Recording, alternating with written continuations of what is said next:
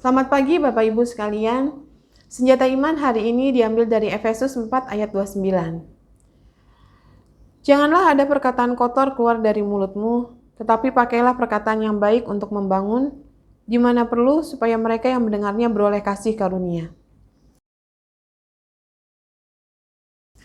Bapak Ibu sekalian, perkataan yang keluar dari mulut kita sangat menentukan apa yang terjadi bagi kita dan bagi lingkungan sekitar kita. Perkataan yang baik akan menghasilkan kebaikan, kasih, sukacita, dan lain sebagainya. Perkataan yang kotor akan menghasilkan yang kotor pula. Akan menghasilkan kepahitan, menjadi batu sandungan, dan lain sebagainya. Ada peribahasa yang mengatakan mulutmu harimaumu. Peribahasa ini mengingatkan kita agar kita perlu berhati-hati dengan perkataan yang keluar dari mulut kita.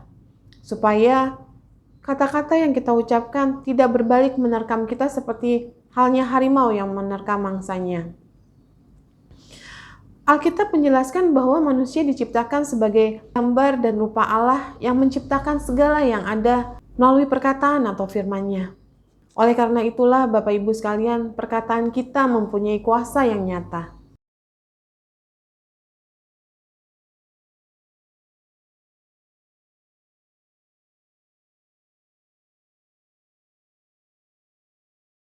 Pada waktu itu saya pernah meletakkan 2 jambu merah pada posisi yang berbeda. Pada sebuah jambu, setiap pagi dan sore saya selalu ucapkan perkataan yang baik. Pada jambu satu lagi, saya selalu ucapkan perkataan yang kotor. Dalam kurun waktu 2 minggu, ada perubahan di kedua jambu tersebut. Padahal jambu tersebut tumbuh di batang yang sama. Pada jambu yang selalu saya ucapkan perkataan yang baik, jambu tersebut masih kelihatan lumayan segar, tidak busuk, masih layak atau enak dinikmati. Sedangkan jambu yang selalu saya ucapkan perkataan yang kotor, jambu tersebut kelihatan sudah kusam, sudah hitam dan tidak layak atau enak dinikmati. Dari sana saya menyimpulkan bahwa setiap perkataan yang baik yang keluar dari mulut kita akan berdampak positif bagi diri kita sendiri, bagi kesehatan kita, bagi tubuh kita, dan juga bagi orang lain. Sebaliknya, bila kita sering mengeluarkan perkataan yang kotor, itu akan berdampak pada organ-organ tubuh kita, mengalami kerusakan, sakit penyakit, dan lain sebagainya. Dan akan berdampak negatif juga terhadap orang-orang sekitar. Karenanya Bapak Ibu sekalian waspadalah. Karena perkataan yang diucapkan terhadap diri kita sendiri maupun terhadap orang lain, tanpa sadar akan diserap, tersimpan, dan dalam jangka panjang akan mempengaruhi atau berdampak dengan diri kita sendiri atau terhadap orang lain. Bahkan di hari penghakiman nanti kita akan mempertanggungjawabkan setiap perkataan yang keluar dari mulut kita. Sesuai dengan firman Tuhan dalam Injil Matius 12 ayat 36 sampai 37, setiap kata sia-sia yang diucapkan orang harus dipertanggungjawabkannya pada hari penghakiman. Karena menurut ucapanmu engkau akan dibenarkan dan menurut ucapanmu pula engkau akan dihukum. Setiap kata-kata yang sia-sia yang diucapkan orang harus dipertanggungjawabkannya pada hari penghakiman. Karena menurut ucapanmu engkau akan dibenarkan dan menurut ucapanmu pula engkau akan dihukum. Bapak Ibu sekalian, berefleksi dari nats hari ini, maka bila kita menginginkan hari-hari yang baik dalam kehidupan kita, kita haruslah memperhatikan dengan baik perkataan yang kita ucapkan. Firman Tuhan dalam 1 Petrus 3 ayat 8 sampai 12. Dan akhirnya hendaklah kamu semua seia sekata, seperasaan, mengasihi saudara-saudara, penyayang dan rendah hati. Dan janganlah membalas kejahatan dengan kejahatan atau caci maki dengan caci maki. Tetapi sebaliknya, hendaklah kamu memberkati. Karena untuk itulah kamu dipanggil, yaitu untuk memperoleh berkat.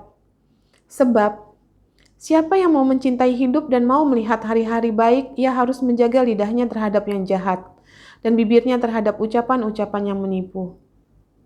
Ia harus menjauhi yang jahat dan melakukan yang baik. Ia harus mencari perdamaian dan berusaha mendapatkannya. Sebab mata Tuhan tertuju kepada orang-orang benar dan telinganya kepada permohonan mereka yang minta tolong. Tetapi wajah Tuhan menentang orang-orang yang berbuat jahat. Jelas sekali Bapak Ibu sekalian. Siapa yang mau mencintai hidup dan mau melihat hari-hari baik, ia harus menjaga lidahnya terhadap yang jahat dan bibirnya terhadap ucapan-ucapan yang menipu. Dalam Amsal 18 ayat 21, hidup dan mati dikuasai lidah. Siapa suka mengemakannya akan memakan buahnya. Jadi Bapak Ibu sekalian, kita harus berhati-hati dengan setiap perkataan yang keluar dari mulut kita. Ada di persekutuan wanita di daerah rumah saya, ada anggota persekutuan yang memang sudah lama tidak bisa hadir ikut persekutuan datang. Dan anggota persekutuan yang lain yang sudah datang lebih dahulu menyapanya dengan tumben, kemana aja. Bapak Ibu sekalian, mungkin bagi kita itu kata-kata yang biasa gitu ya. Tapi bagi orang yang sudah lama nggak mengikuti persekutuan tersebut, ternyata tidak membawa sukacita bagi dia. Jadi dia enggan untuk ikut persekutuan lagi. Itu terjadi kurang lebih tahun 2019 dan sampai sekarang, sampai tahun 2022 dia nggak pernah ikut persekutuan wanita di daerah rumah kami lagi. Jadi Bapak Ibu sekalian, kadang kita menyapa maksudnya untuk bentuk perhatian kita, bentuk empati kita, atau ya menyapa gitu, tapi tanpa kita sadari dengan kata-kata tumben, kemana aja, itu ternyata nggak bawa sukacita ke orang, membuat orang tidak lagi datang ke persekutuan. Bapak Ibu sekalian, setiap kata-kata yang diucapkan dari mulut kita itu adalah doa. Ada orang tua dari teman anak saya, dia selalu mengatakan, kamu nggak bisa apa-apa, udahlah kamu nggak bisa apa-apa.